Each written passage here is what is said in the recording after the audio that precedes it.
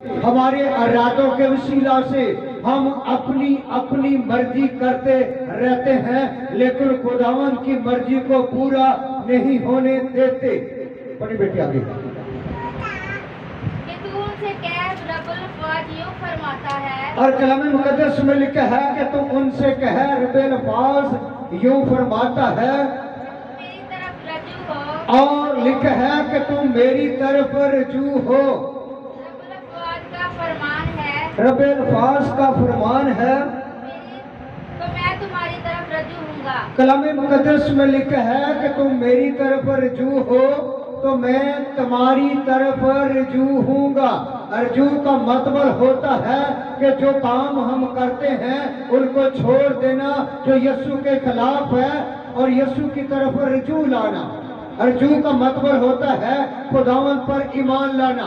رجوع کا مطلب ہوتا ہے خداوند کے قریب آنا۔ رجوع کا مطلب ہوتا ہے کہ خداوند کو اپنی زندگی میں رکھنا، سبھی کاموں کو چھوڑ کر خداوند کی طرف رجوع لانا۔ رجوع جو ہوتی ہے ہمیں خدا کے قریب کرتی ہے۔ رجوع دعا جب ہم کرتے ہیں تو خداوند کے ساتھ بات کرتے ہیں۔ دعا کے وسیلہ سے آسمان کھلتا ہے، دعا کے وسیلہ سے آسمان بند ہو جاتا ہے۔ پڑھے بیٹے آگے بھی۔ رب الافواج فرماتا ہے، رب الافواج فرماتا ہے، اپنے باپ دادا کی مانند نہ بنو۔ اور لکھا ہے کہ تم اپنے باپ دادا کی مانند نہ بنو۔ رب الافواج فرماتا ہے کہ تم اپنے باپ دادا کی مانند نہ بنو۔ باپ دادا آج کے 20 سال پیچھے کی ہم بات کریں، برا والا کی میں بات کرتا ہوں۔ جب ہم چھوٹے تھے تو ہمارا باپ جتنے اس ذمہ دار کے ساتھ نوکر کام کرتے تھے، انہوں نے مسیح لوگوں کا شیو کرنے والا استرا جو تھا، کینچی تھی، پانی والا جو ڈبہ تھا، ان کو الگ رکھا ہوتا تھا۔ بے دینی کا دور تھا۔ آج میرے بہنوں اور بھائیوں روشنیوں کا دور ہے۔ آج کے کچھ عرصہ پیچھے کی ہم بات کریں تو جب انگریز لوگ روئے زمین پر زمینیں بانٹ رہے تھے، تمہارے جو بڑے باپ دادا تھے انہوں نے زمینوں کو، جائیداد کو ترک کیا، اپنی من مرضی کی۔ اور کلام مقدس میں لکھا ہے کہ تم اپنے باپ دادا کی مانند نہ بنو۔ آج ہم جس جگہ پر بڑے لوگ ہوتے ہیں ان بچوں کو الگ کریں، پلیز ان کو الگ الگ بٹھائیں، ان کو کچھ ادھر بٹھا دیں، کچھ پیچھے کر دیں۔ اور کلام مقدس میں لکھا ہے کہ تم اپنے باپ دادا کی مانند نہ بنو۔ پچھلے جو باپ دادا تھے وہ سب سے پہلے کیا باتیں کرتے تھے؟ آج بھی جب 10-12 بوڑھے انسان ضعیف بیٹھتے ہیں تو وہ بوڑھے انسان تمباکو کی باتیں کرتے ہیں، دیسی گھی کی باتیں کرتے ہیں، اور اپنی علاج کے لیے کچھ باتیں نہیں کرتے۔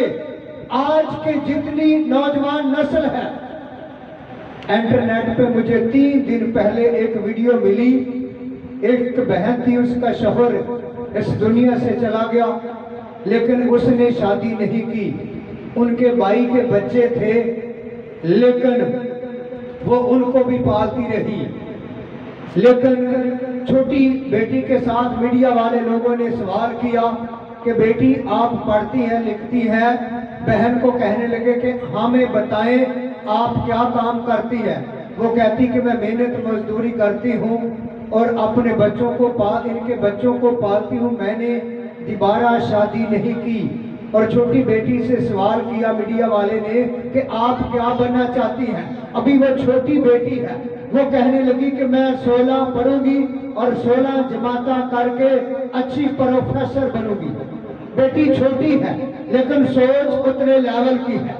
ہم زندہ خدا کے لوگ ہیں، ہماری سوچ نیچی ہے، خیال نیچے ہے، تکبر نیچے ہے، گمانڈ آگے ہے، شیخی آگے ہے، چغلیاں، چوری، چکاری، سب یہ باتیں آگے ہیں۔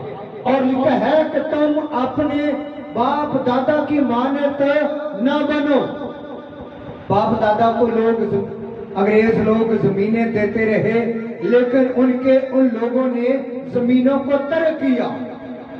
آج 10-12 بڑے لوگ جس جگہ پر بیٹھ کر باتیں کرتے ہیں، زیادہ تو چگلیاں کرتے ہیں، زیادہ دیسی گھی کی باتیں، تمباکو کی باتیں، اپنی صحت کی باتیں نہیں کرتے۔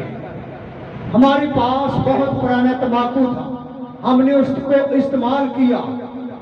ہم صبح کو آگ اپنے حقے پہ رکھتے تھے، 10-50 لوگ آ کر حقہ پیتے تھے، تو پھر بھی وہ حقہ جو تھا وہ اچھا رزلٹ دیتا تھا۔ یہ نہیں پتا تھا کہ یہ زندگی کو جہنم کی طرف کھڑ رہا ہے۔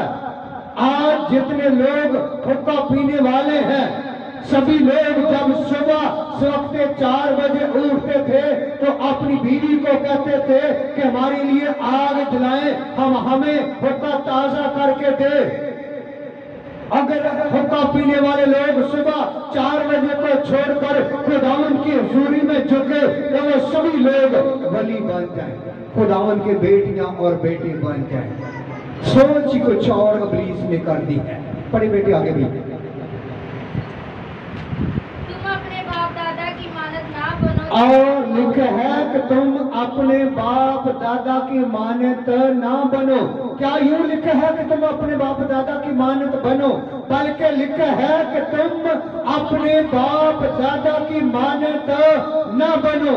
باپ دادا آج کے جو جتنے ہمارے ماں باپ ہیں وہ اچھا ایک سینس رکھتے ہیں، اچھی سوچ رکھتے ہیں کہ ہمارے بچوں کا یونیفارم اچھا ہونا چاہیے، ہمارا بیٹا زیادہ تو زیادہ رشتہ داروں میں سے پڑھا لکھا ہونا چاہیے، ہمارا بیٹا پروفیسر ہونا چاہیے، ہمارا بیٹا اچھا اسکالر بنے، ہمارا بیٹا اچھی پریچ کرے، ہماری بیٹی اچھی ٹیچر بنے۔ آج کے جو ماں باپ ہیں ایسی سوچ رکھتے ہیں۔ جتنے پرانی عمر کے باپ دادا تھے، اگر جیسے بزرگ دیسی گھی کی باتیں کرتے، تمباکو کی باتیں کرتے ہیں، ہمارے سامنے کوئی بزرگ لوگ ایسی باتیں کرتے ہیں تو میں ان سے صاف بتاتا ہوں کہ بزرگ آپ ہمیں بتائیں، دیسی گھی آپ نے کھا لیا، تمباکو اچھا پی لیا، لیکن اپنے بچوں کے لیے آپ نے کیا کچھ بنایا ہے؟ پھر وہ شرمندہ ہوتے ہیں۔ سب سے پہلے میرے بہنوں اور بھائیوں، اپنی اولاد کے لیے سوچنا چاہیے کہ ہماری اولاد اچھی راہ پر چلے، ہماری بیٹیاں بیٹے خداوند کے حکموں کو مانے۔ کلام مقدس میں لکھا ہے کہ اے میرے بیٹے تو میری تعلیم تو فراموش نہ ہو، اور تیرا دل میرے حکموں کو مانے، اور تو میرا کلام لینا اور اس کو اپنے گلے کا طوق بنانا۔ ہم نے چغلیوں کو اپنے دل کا طوق بنا لیا ہے، گالیوں کو اپنے دل کا طوق بنا لیا ہے۔ مثال کی کتاب میں 3 باب اور اس کی 3 آیت پڑھے تو کلام مقدس میں لکھا ہے کہ اے میرے بیٹے تو میری تعلیم تو فراموش نہ ہو، اور تیرا دل میرے حکموں کو مانے، اور تو میرا کلام لینا اور اس کو اپنے گلے کا طوق بنانا۔ کلام کے بغیر ہمارے پاس کوئی ایسی چیز نہیں کہ ہم ابلیس پر غالب آئیں۔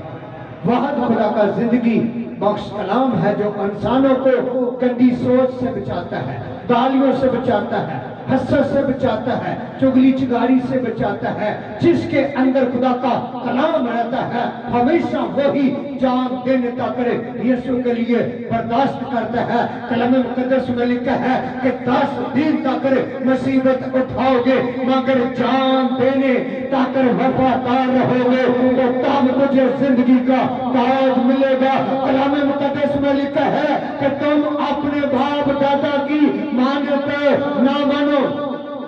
خداوند کا بندہ پولس کہتا ہے کہ آئے ہم ابتدائی باتوں کو چھوڑ کر کمال کی طرف بڑھے، اور وہ کہتا ہے کہ آئے ہم ابتدائی